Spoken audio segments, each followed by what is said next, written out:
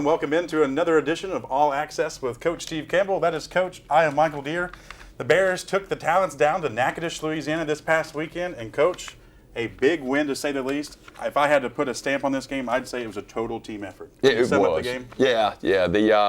It took a total team effort. Offense, defense, and special teams all contributed, and all contributed early. Offensively, we were able to take the opening drive, put something together, and then and get us down into the red zone. And then a field goal kicker came in. Special teams, boom, drilled a long one, Matt Cummins.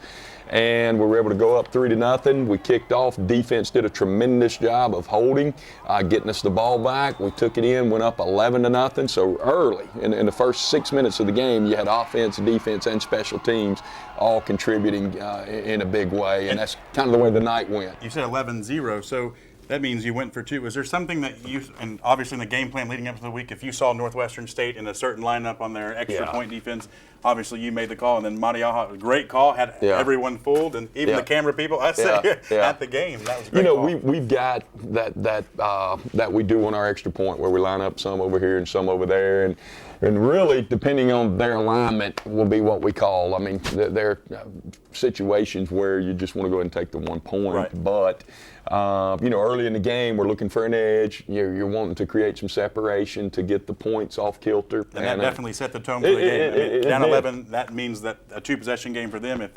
If anything could have happened for them, your defense stifled them from the very get-go. Defense stifled them, and once you got to the point where it was 28 to whatever. I mean, there's a big difference between 27-7 and 28-7. You're Florida and Tennessee found that out this weekend. Exactly. So we're always looking for that point. If you can get it early or really at any time, take advantage of it. But especially early, I think it creates more defense, more pressure on the other team's defense, and it creates some pressure for them offensively because now they know we're not 7 points down, we're 8 points down or 11, whatever the case may be.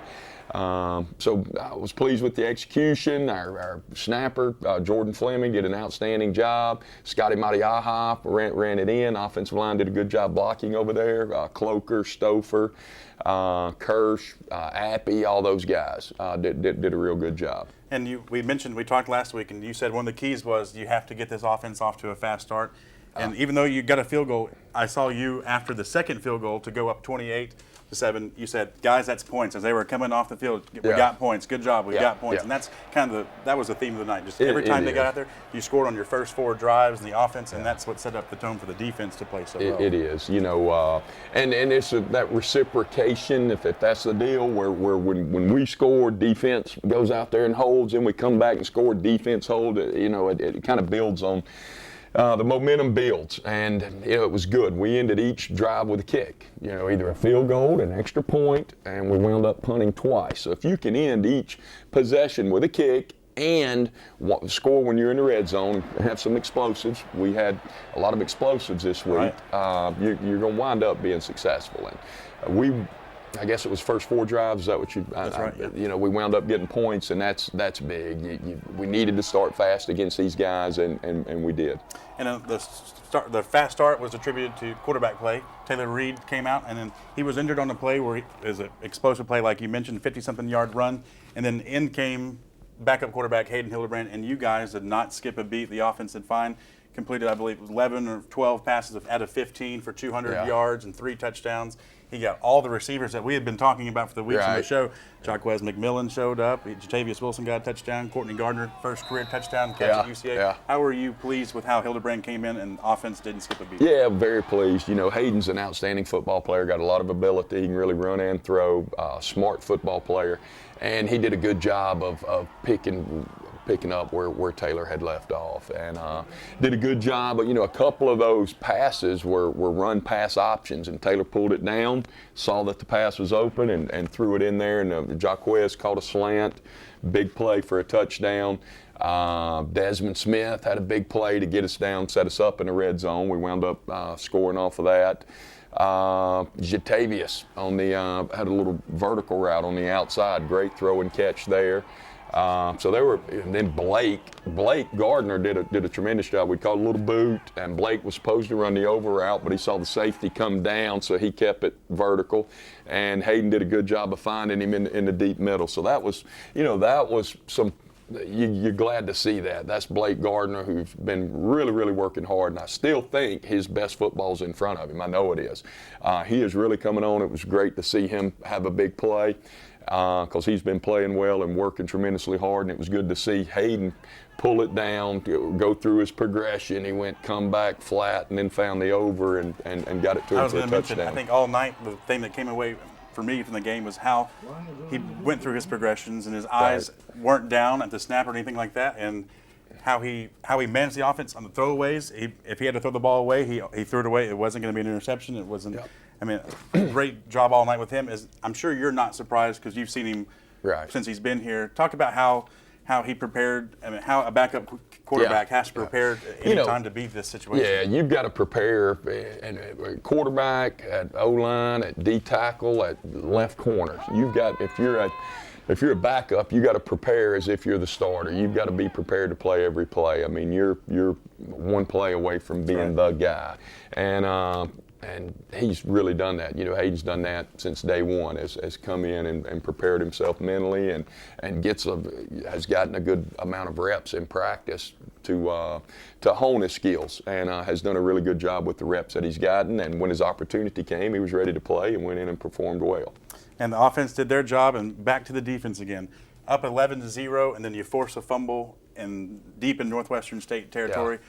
We've talked about George Odom. Ricky White had a great game. Bobby Watkins has an interception in the end zone to save a touchdown. We talked about Jonathan Woodard come out.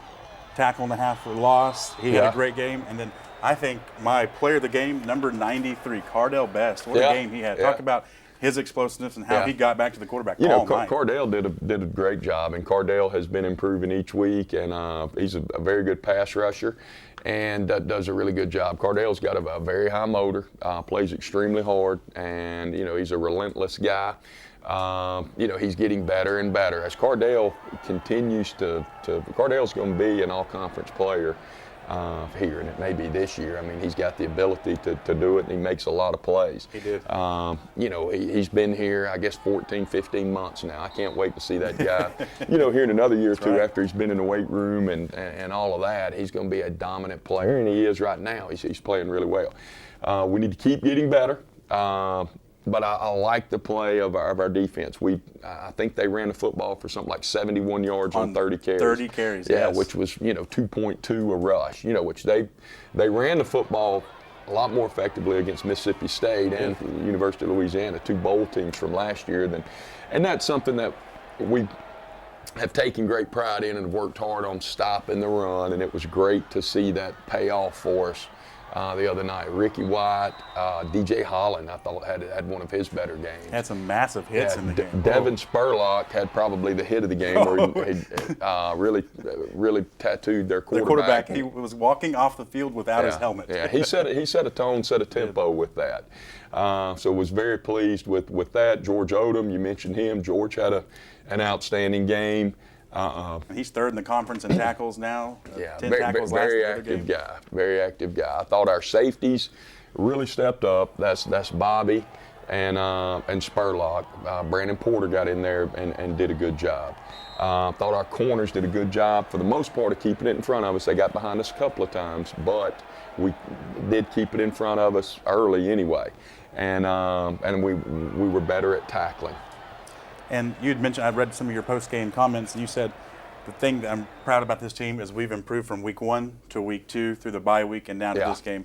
Talk about what that means for your coaching staff to see the grind that you guys have been on, 3 straight road games, a bye week in between, and to see the performance that y'all put out the other night. I mean, you said after, hey, we beat them worse than we did last year, and that's a good feeling. Yeah, last year we got after them pretty good. You did. And at the end of the game, I go, you know what, We've made progress. We got after them pretty good. And then the other night, the thing I like about it, we got after them pretty good, but I'm going, geez, we left some stuff out there. Yeah. We left some stuff out there. And then you mentioned penalties too, some penalties. Penalties. We left some plays out there. The penalties helped them move the football to be able to score their points. We had a penalty that on the first drive that cost us. I think we were going to take it in and score a touchdown, and we had the penalty that backed us up. We wound up having to kick a field goal. We left points out there, but at the end of the day, the point differential was greater this year than it was a year ago. Right. So we are getting better, but there's still a lot of meat left on the bone as far as improvement's concerned. We need to eliminate the penalties, and that comes with proper tackling technique. You get the eyes below the thighs and run your feet and wrap the legs, a bear tackle, bear roll, or profile tackle. Right now, our penalties, whenever we have a face mask, whenever we have something, it's because we're not in the proper position. Offensively, it's little things, getting down in our stance before we send the guy in motion, doing the little things correctly. Communication up front, communication in the backfield, making sure that we're all on the same page. But we did create more explosives than we had. But as soon as we just got to keep getting better and keep improving. It's the teams that will get better and keep getting better and not be satisfied. Last year we had Abilene coming off of a big win. And they came in and we went down there and they thumped us. Yeah. I like the fact that we got a little confidence right now. I like the fact that we're getting better. We were able to see what we're capable of doing. We're not there yet. We got a long way to go. We got a long way to go. We need to keep getting better. We cannot afford to say, oh, we did good. No. The teams that are getting better every day, fighting, scratching, clawing, looking to improve, to close down that margin of error. Because after all, you just started a brand new season. Now that new season is 1-0. It's a great start. And now we put that one behind us and did some good things, but there's a lot of things we need to work on. We made this many errors. Now our margin of error against Abilene will shrink. Right. It'll shrink. You make that many errors, you won't be successful. You're talking about the communication on your O-line, your running backs, and we talked last week. I said, where do you think your offensive line? You said, this bye week we're going to work on some things, we're going to get things down. And you could definitely tell in that game, not only were they able to protect Taylor Reed and then Hayden Hildebrand, but the holes they opened up on the offensive line. Dominic Thomas nearly had 100 yards. Blake Beasley averaged 5.9 yards per rush. He had 2 touchdowns. Jeff Anderson got some playing time. Yeah. It was just a wave after wave after wave. Yeah. And it was in good chunks of yardage. It wasn't 15 here, then 2, then 1. It was 6, 7, 8, and then a 14-yard run. Talk about that running game. I was pleased with the way that we were able to run the football. And, the offensive line did a good job. Alex Willis at center, Kyle Stouffer at offensive tackle, Kirsch and Appy. Stockton Mallett, young guy, plays, starts for us at left. Left guard does an outstanding job, and Lance Cloker was our high grader. Lance had a really good game. All of the young offensive linemen got to play. All the freshmen that redshirted last year were able to get in the fourth quarter and got about 14 snaps. So that was good. I was pleased with the play of the offensive line. We've improved. Not there yet. Got a long way to go. We still need to get our pad level down and all that, but they're really working hard, making a lot of improvement. I was pleased with the way that they played. I was pleased with communication. I thought Alex, Stouffer, Cloker, those guys did a good job. Your tackles and your center of making the calls and making sure everybody's on the right page. Northwestern plays, a myriad of defenses from a 3-4 to a 3-3 to a 4-2 to a 4-3 to a 50. I mean, they play it all, and they did a good job of communicating that. The superbacks, let me talk about those guys. Cody Douch, in particular, really did an outstanding job of blocking. Yeah, leading into those holes and Cody, up the. Cody had a good game, had a good week of practice. Justin Dickey, Scotty Matiaha, Zach Gogler, Josiah Weimer, Houston Vanya, all those guys are getting better. And improving, and as we get into it, if we'll just keep getting better, each day that we go out there at practice, have a focus on improvement. I like the direction that it's headed. The receivers, I thought, blocked better. We're not there yet. We're still on a bubble. Guy came off and was able to make a tackle. We ran a counter and missed a block. But I was pleased with. I thought they fought a lot harder. I thought we fought hard, blocked, and gave great effort trying to block. That run well, I guess it was when Jaquez caught the one over the middle. You see Desmond Smith flying across, and White takes out a guy. Desmond also had another big block on Taylor's run up the middle. You see Desmond flying downfield. Our receivers doing a good job of blocking downfield. Jatavius always blocks his behind off. Blake Gardner gives tremendous effort. So Brandon Cox, and then Blake Gardner had the big catch, and he's always, gives great effort. So we need to continue. It all comes down to blocking and tackling. And those are the things that we need to continue to work on. And it just goes back to say it's just a total team effort. That's all right now that the coach and I have about Northwestern State. But Channel 6 sports reporter Kelsey Williams was able to catch up with a few of the Bears after the game.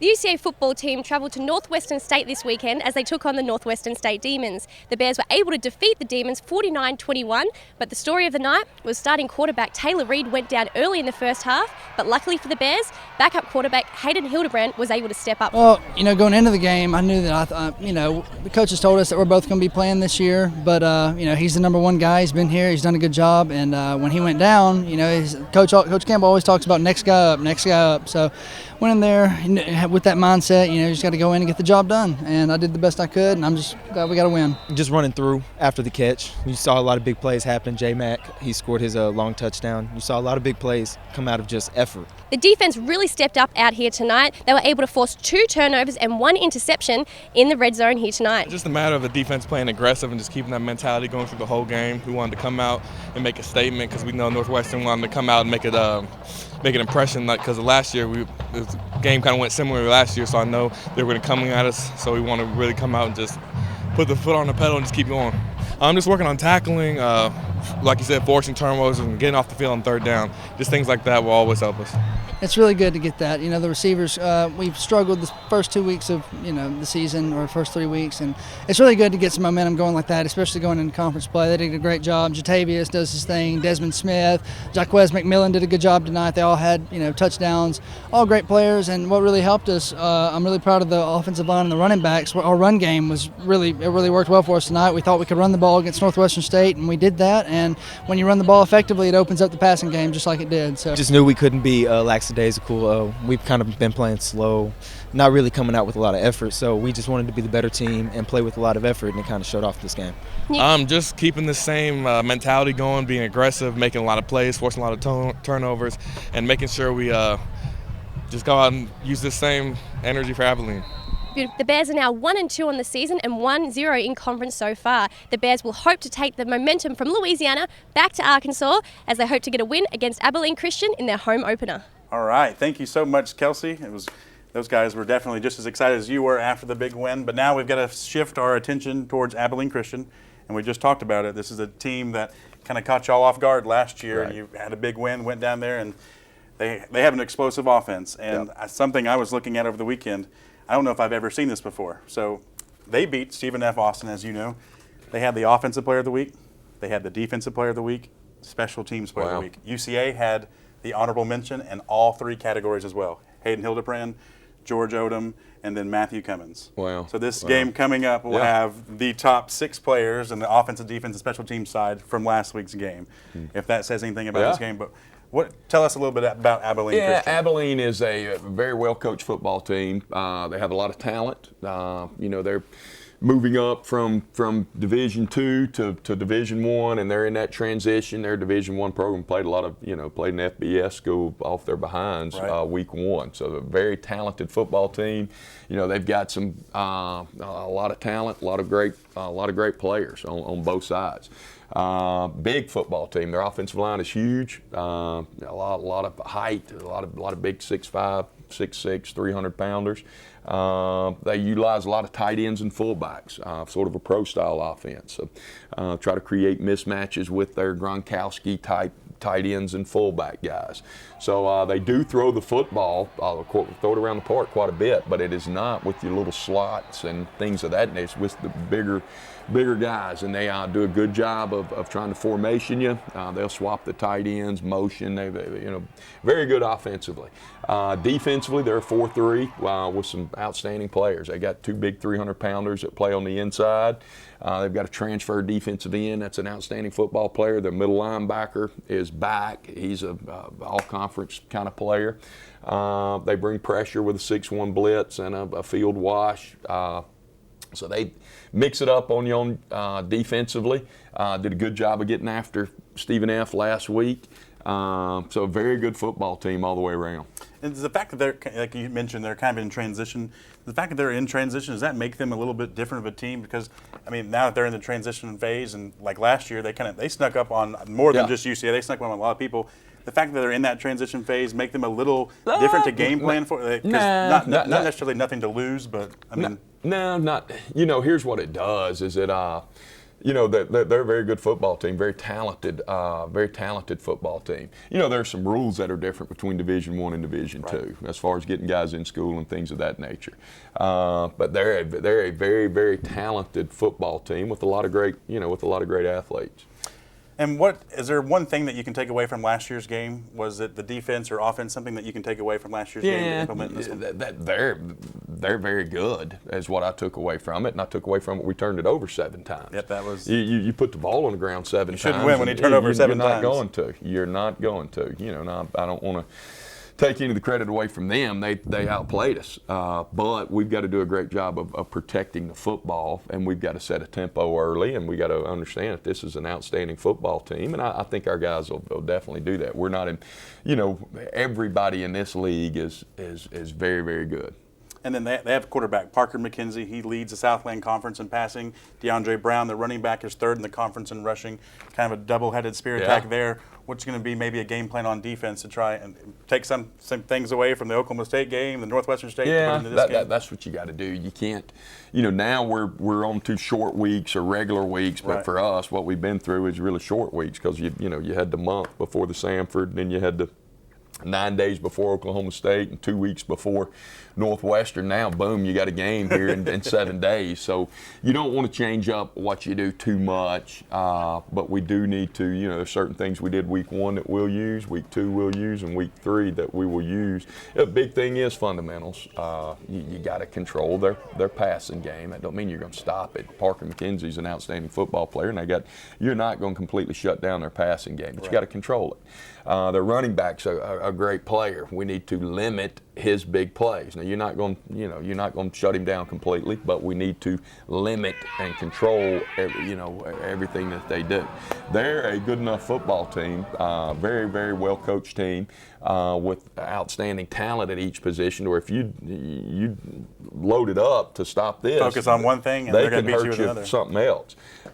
So it all gets down to fundamentals and winning your one-on-one matchups and each player doing their job. And believe it or not, you actually get to play a home game. I know it. Talk about what this is going to be. It'll be great to get back on the stripes and play in front of our home fans.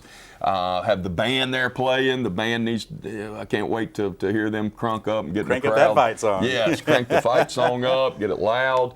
Our cheerleaders, full squad, the dance team, everybody, all of the pomp and circumstance that comes with a college football game. All the pageantry adds to it, and it adds to the excitement. It's great to be able to play at home on the stripes, and we really look forward to it. And for those watching back at home, Northwestern State, they had a great atmosphere, a great tailgate scene around there, and I'm sure that's exactly what you want to happen around Estes Stadium this weekend. We'd like for Bruce Street to be packed with cookers and barbecue, and when we have our bear walk, we'd love for to mean a lot to our young men to walk down there with a full crowd of support there. Is the bear walk just a couple hours before the game? Yep. It's typically 3.5 hours before kickoff. All right. Well, the Bears will be welcoming in the Wildcats of Abilene Christian. It'll be the second conference game of the season for UCA as they look to improve to 2-0. Coach, thank you very much, and good luck this weekend for your first home game. I'm glad we get to stay in Conway together this time. Yes, that'll be good. It'll feel good to sleep in our own bed the night before a game. Yep. Yeah, hopefully no bus breakdowns, no situations with traveling there.